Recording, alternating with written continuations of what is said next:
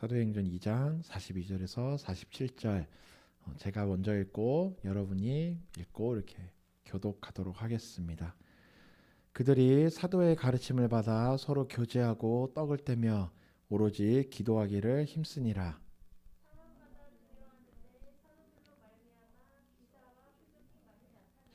믿는 사람이 다 함께 있어 모든 물건을 서로 통용하고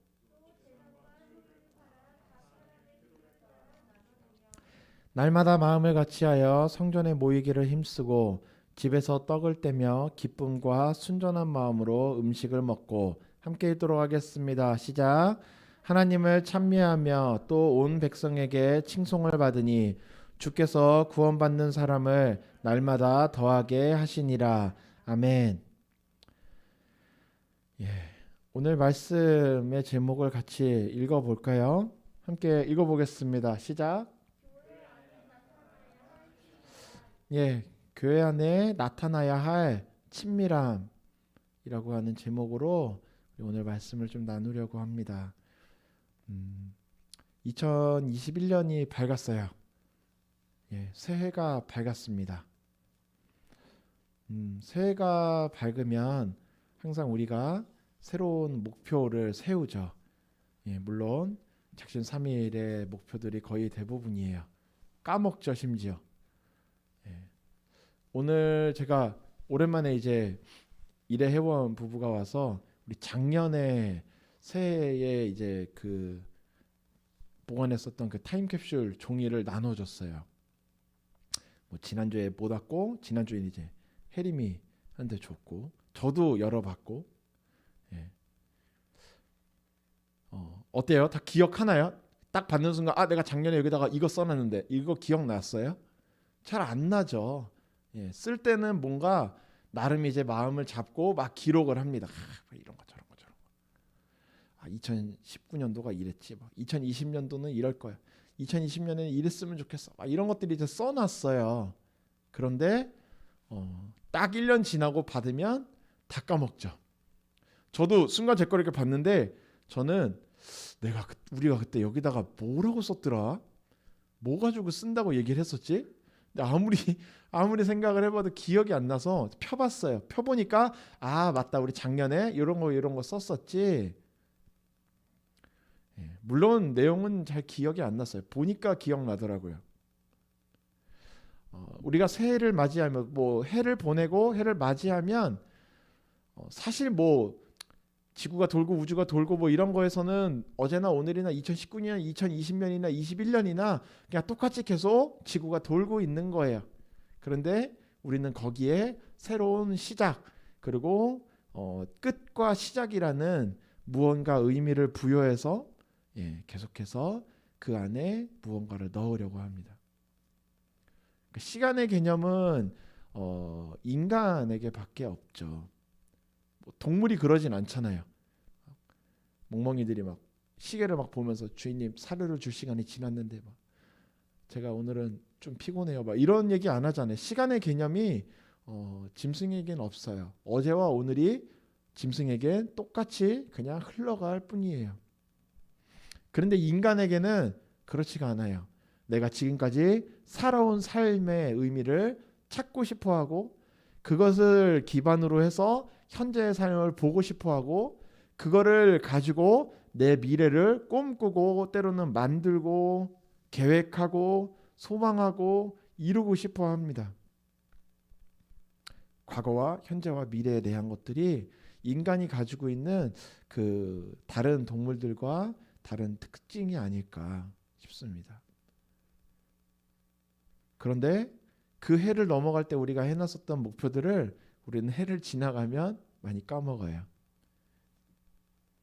안 까먹었으면 이루지 않았을까? 거의 이렇게 생각을 하게 될 정도로 다 잊어버리죠. 저도 2021년에 언약교회가 어떤 교회가 되면 좋을까? 그러니까 나의 개인적으로 내 삶은 어떠하면 좋을까에 대한 생각도 하지만 2021년은 언약교회가 어떠한 일종의 방향과 목표를 가지고 언약교회가 어떤 교회로 나아가면 좋을까? 그런 생각을 많이 해봤습니다.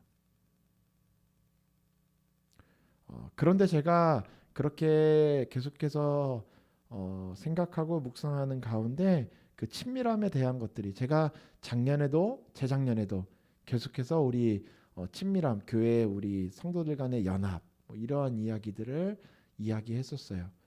2019년, 2020년 초에 제가 했었던 얘기 기억하나요? 올해는 언약교회가 좀 많이 친밀해지기를 원합니다. 그 작년에 제가 어떠한 이야기를 했었냐면 2019년은 언약교회가 하나님께 예배하는 교회로 좀 예배가 자리 잡히기를 소망합니다. 그 다음에는 우리가 서로 친밀하여지기를 원해요. 연합하고 친해지고 가까워지고 정말 그 교회에서 이야기하는 영가족이라고 이야기하는 가족과도 같을 만큼 친밀하여지기를 원한다. 그리고 이제 올해에도 친밀함의 단어를 제가 떠올리고 있었어요. 그런데 작년에 이야기했었던 친밀함과 조금 달랐어요. 오늘 말씀의 그 배경은 오순절에 성령이 임했어요.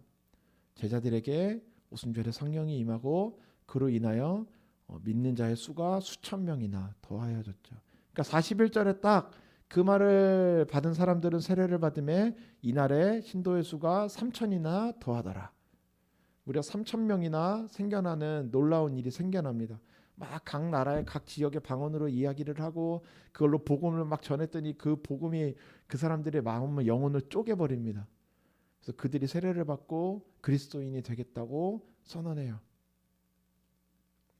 그리고 나서 이제 42절부터 47절까지 흔히 말하는 초대교회의 그 원형에 대한 이야기들이죠. 배경 같은 거죠. 현대 사회의 많은 교회들도 우리가 초대교회로 돌아갑시다. 뭐 희년운동을 합시다. 우리가 초대교회 그 교회의 모형을 회복해야 합니다. 이렇게 얘기할 때 많이 나오는 부분이 뭐냐면 오늘 본문이에요.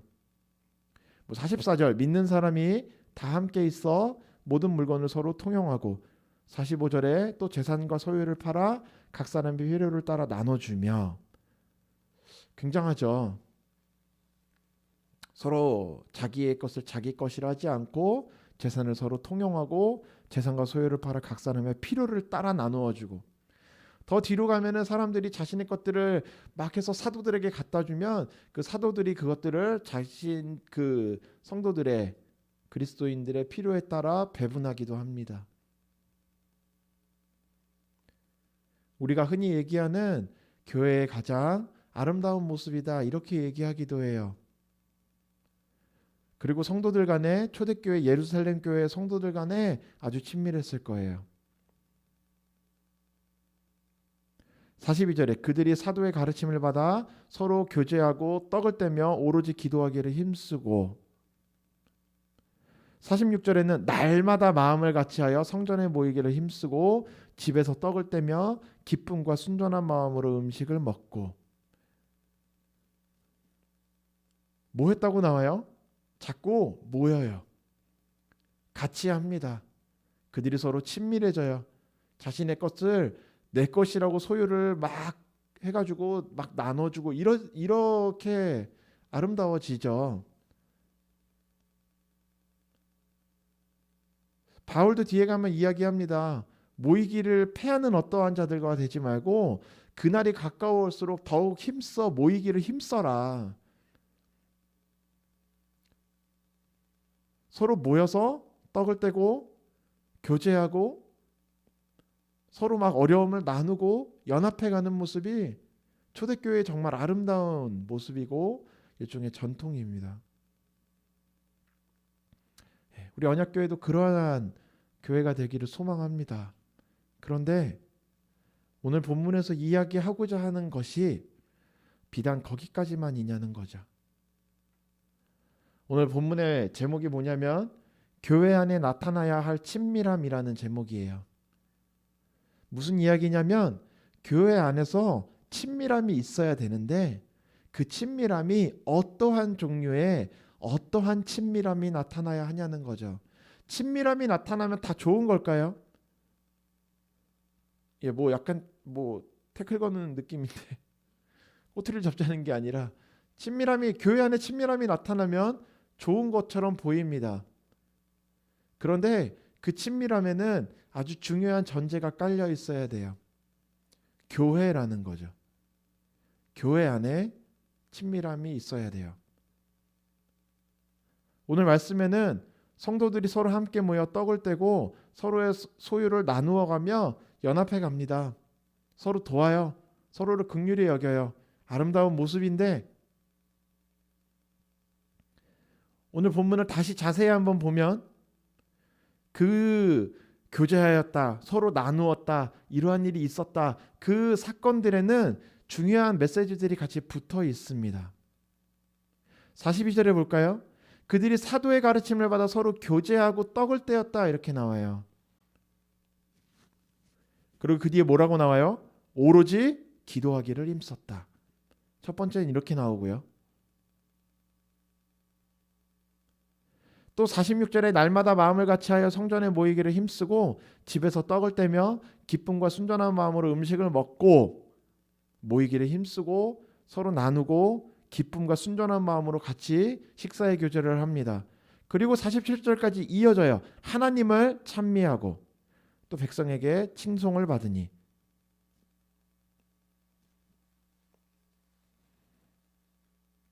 두 가지예요. 서로 교제하고 떡을 떼는데 그들이 그 떡을 떼고 교제하며 그들이 무엇을 향해 나아가고 그들의 그 교제와 떡을 떼는 그 시간에 그 구심점을 이루는 중요한 요소가 무엇이었냐는 거죠. 뭐라고 나와요? 오로지 기도, 이렇게 나와요. 오로지 기도하기를 힘썼다. 46절에도 마찬가지입니다. 날마다 성전에 모이기를 힘쓰고 집에서 떡을 떼며 기쁨과 순전한 마음으로 음식을 먹어요. 아름다운 교제가 이루어지는데 그리고 나서 그들이 또 무엇을 하냐면 하나님을 찬미합니다. 하나님을 떠올려요. 하나님을 찬양합니다. 또 그들이 어디에 모이냐면 성전에 모여요. 42절에 그들이 교제하고 떡을 떼고 기도하는 시간에 그것이 어디로부터 나왔다고 하냐면 사도의 가르침으로부터 나왔다 그래요. 사도들이 그렇게 가르친 거예요. 서로 교제하십시오. 여러분 서로 떡을 떼십시오. 그리고 여러분 기도하십시오. 그러니까 오늘 본문에서 이야기하고자 하는 내용은 성도들 간에 친해지십시오. 단순히 그냥 친밀함, 서로 잘 알고 서로 가까워지고 서로가 서로의 사정을 긍휼히 여기고 서로 좀 여유 있는 사람이 어려운 사람을 돕고 뭐 그냥 이런 정도의 그 인간적인 교제와 친밀함을 이야기하자는 것이 아니라 그 교제의 그 뿌리를 이루는 반석을 이루는 바닥이 무엇이 돼야 된다고 하냐면 교회로서 하나님을 바라보고 기도하는 시간이 있어야 된다는 거죠.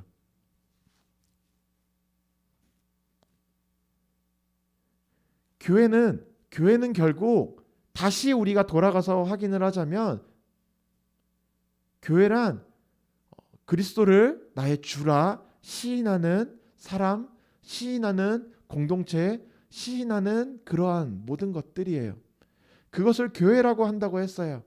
그러면 그 교회가 서로 친밀해지기 위해서는 두 가지가 나타나겠죠. 하나는 하나님을 찬양하고 하나님을 만나고 그 한 성령 안에서 서로 성령의 열매가 나타나니까 서로 친밀해지는 그 친밀함이 있고, 또 하나는 그러한 하나님의 은혜와 하나님의 그 성령의 임재하심이 없이 그냥 인간적인 친밀함이 나타날 수 있다는 거예요. 두 번째 친밀함이 잘못됐다, 나쁘다 이렇게 그냥 단편적으로 잘라서 이야기하자라기보다는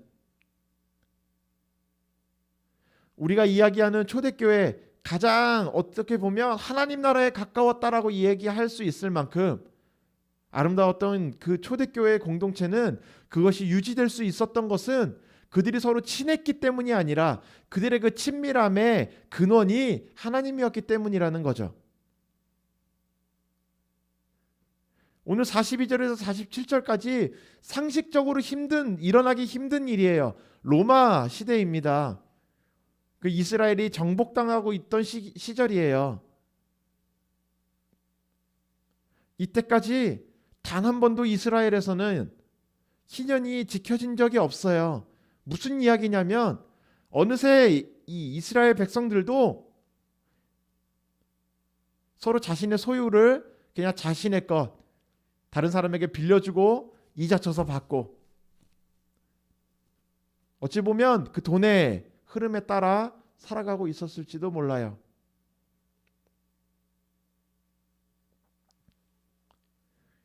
그런 사람들이 서로 자신의 소유를 내어놓고 나누고 함께 살아가고자 하는 그 일이 일어났었던 것은 굉장히 놀라운 일이에요.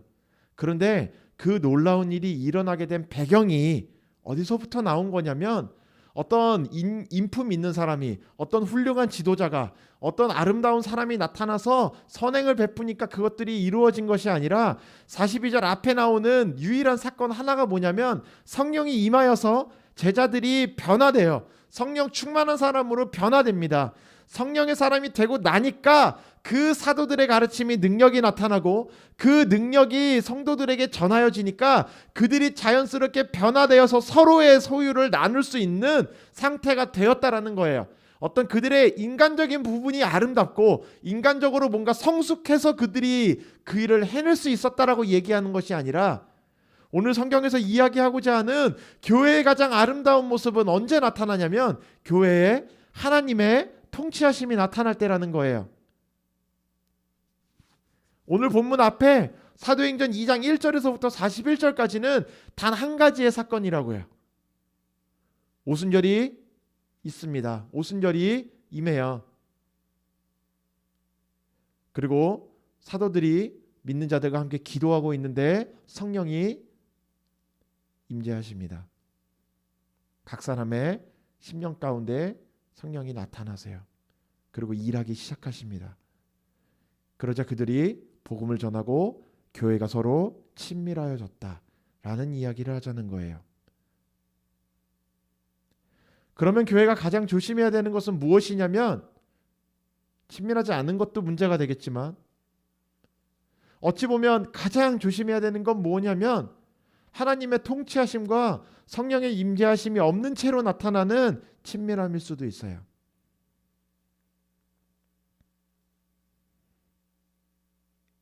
사람이 가장 조심해야 되는 게 뭔지 아세요?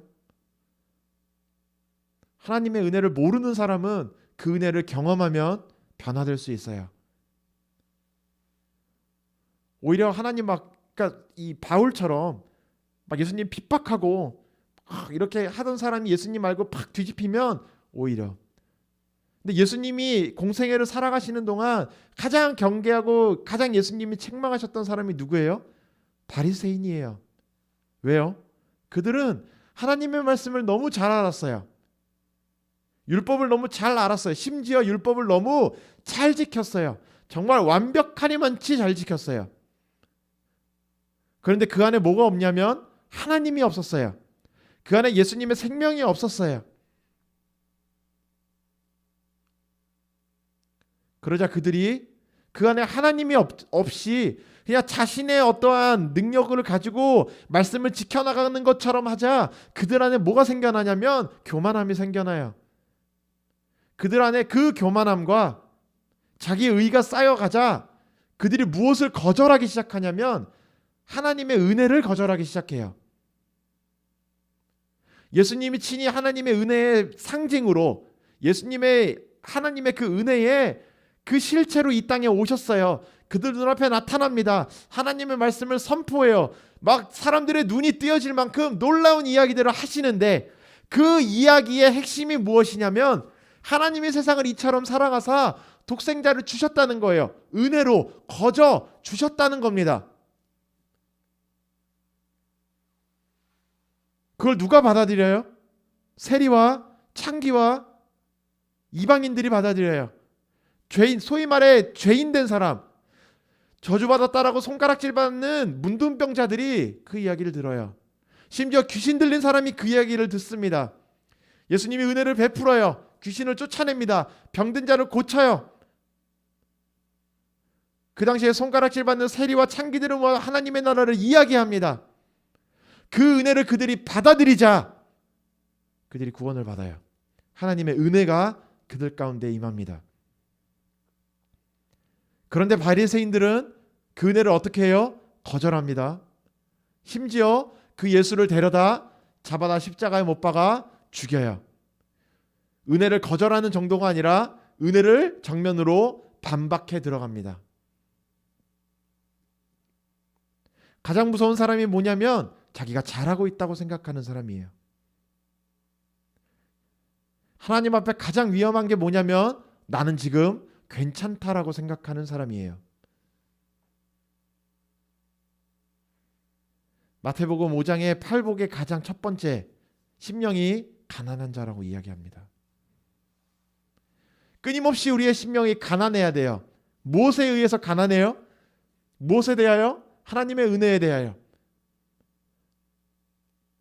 목마른 사슴이 시냇물을 찾아서 막 헤매이듯이 내가 언제나 하나님 앞에 그 은혜가 배고파야 합니다. 목말라야 돼요. 간구해야 됩니다. 허겁지겁 찾아다니는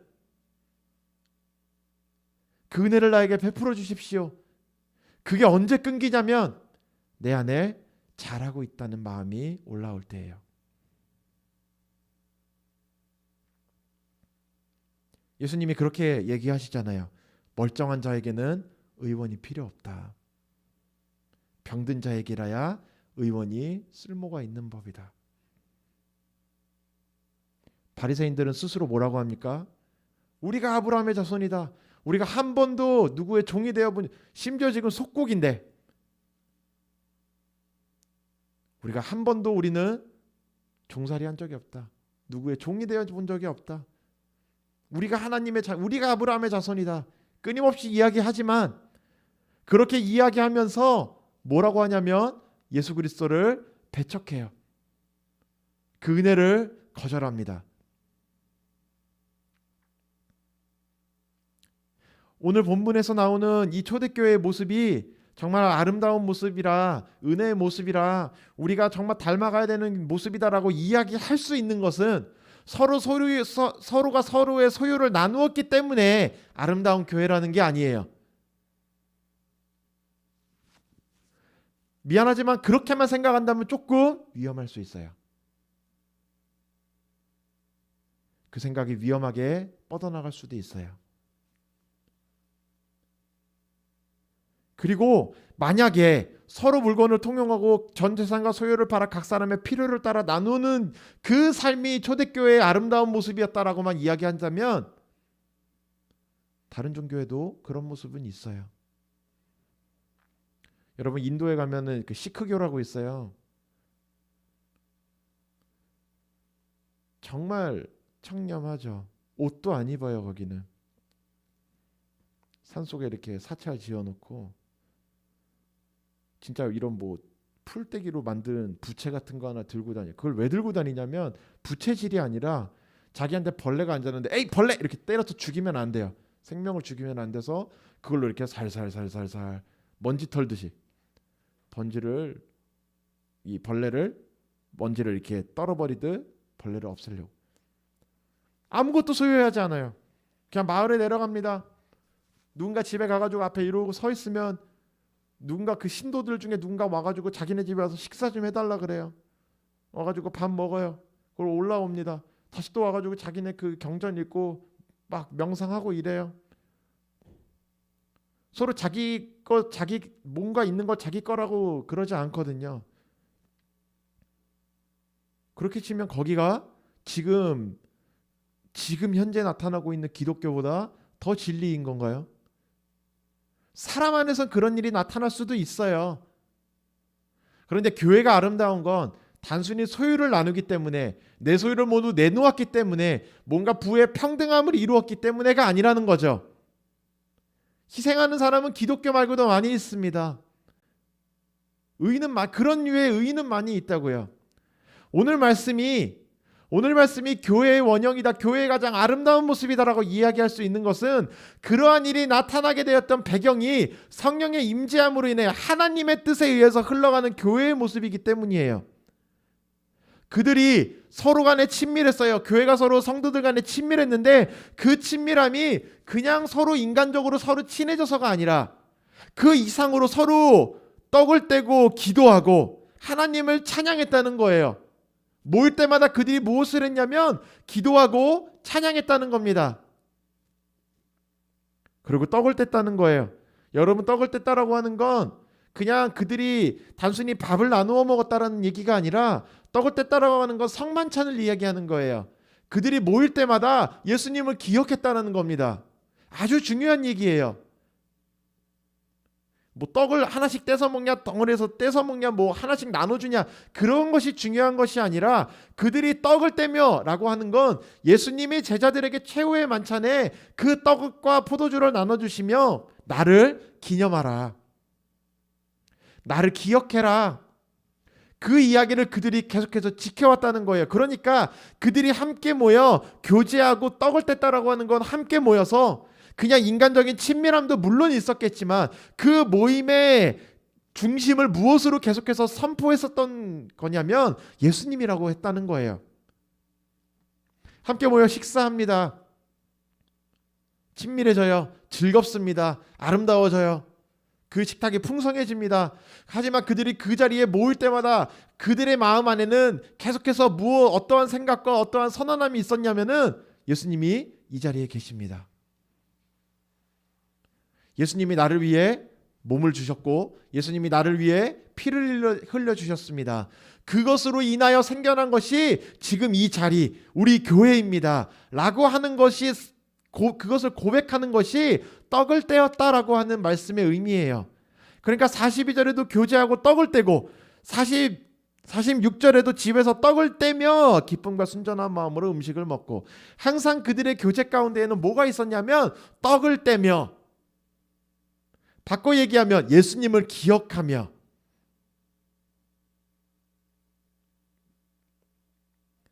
그들의 모임이 결국 어디로 가냐면 하나님을 찬미하며, 그러고 나니까 어떻게 되냐면 온 백성에게 칭송을 받으며,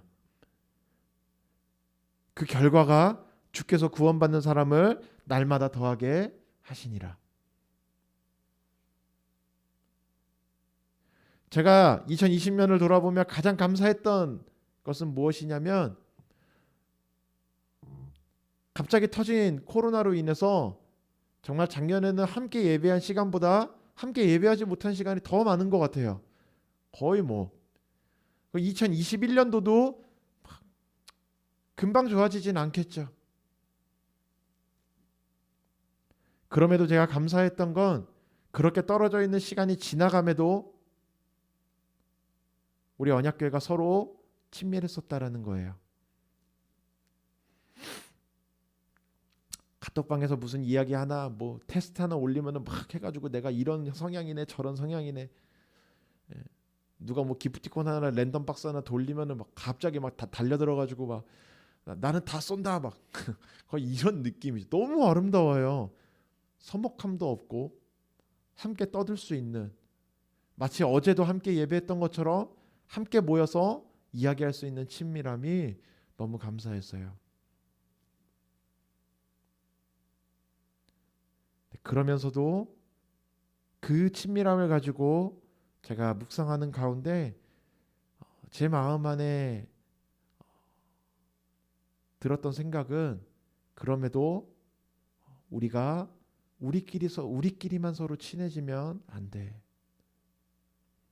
우리가 친해짐으로 인하여 우리가 교회라는 사실, 우리 안에 예수님이 함께 하신다라는 사실이 흐려지면 안 돼 라는 거였어요. 우리가 친해지면 친해질수록 이게 교회인지 잘 모르고, 교회라고는 모이지만 하나님은 나타나지 않고 우리끼리만 서로 친밀해진다라고 한다면 조금 조심해야 돼요. 우리가 모이면 모일수록 우리 안에 하나님의 은혜가 나타나야 합니다. 우리가 모여서 교제할 때마다, 우리가 모여 떠들 때마다 뭐 성경 말씀 얘기하라는 얘기가 아니라, 어떻게 지냈냐라는 얘기 안 해도 내 한 주간 또 지난 시간이 있었던 내 삶의 그 하나님의 돌아보심을 내가 고백할 수 있어야 돼요. 우리가 서로 예배하는 것이 기쁨이 되어야 합니다. 어떠한 친밀함이냐면 그러기 위해선 서로가 예수님과 먼저 친밀해져야 돼요.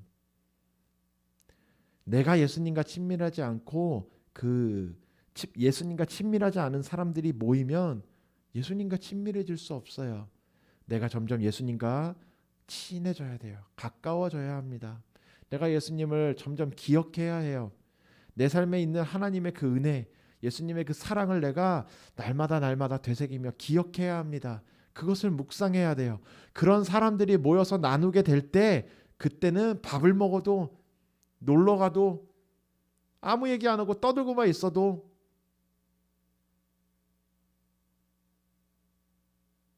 그 안에 하나님을 찬양함이 나타난다는 거죠. 2021년에는 우리 언약교회가 더 친밀해지기를 소망합니다. 그런데 우리 안에 예수님이 우리와 가장 친밀해지기를 소망합니다. 예수님이 없이 친밀해지는 그것은 가장 위험한 일이에요. 우리가 자칫 괜찮습니다. 하나님 우리는 괜찮아요. 이렇게 변할 수 있어요. 더 이상 하나님께 우리가 간절한 마음으로 은혜를 구하는 마음이 없어질 수 있어요. 이스라엘이 가장 패망을 향하여 나아가는 이스라엘의 후반기로 나아갔을 때 거짓 선지자들의 이야기는 하나같이 괜찮다. 하나님의 선지자들이 하나같이 이야기하는 것은 망할 것이다.